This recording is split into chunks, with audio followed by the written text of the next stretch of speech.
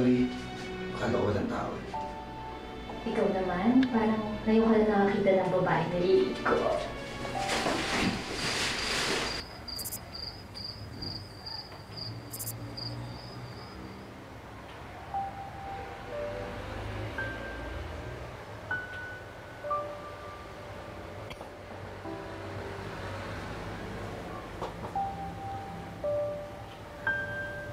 Gising ka pa?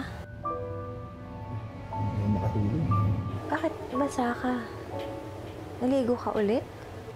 Oo, pag-ihit kasi ng panahon ngayon eh. Ano, matulog na tayo. Maaga pa trabaho ko bukas eh.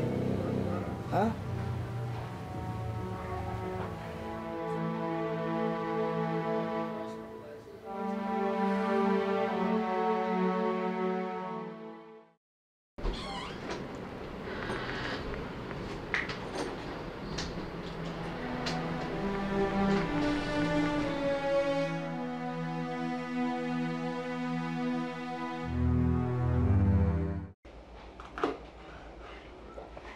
Uy, nangyari sa'yo? Wala.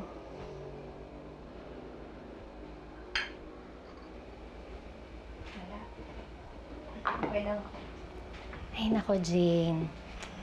Magpinsan tayo. At dahil sa tinanggap mo ako dito sa bahay mo, tinuturing na rin kitang kapatid. Saka hindi ka iiyak ng ganyan kung wala kang problema.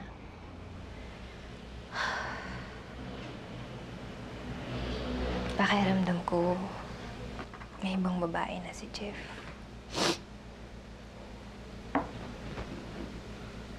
Baka naman iniisip mo lang yun.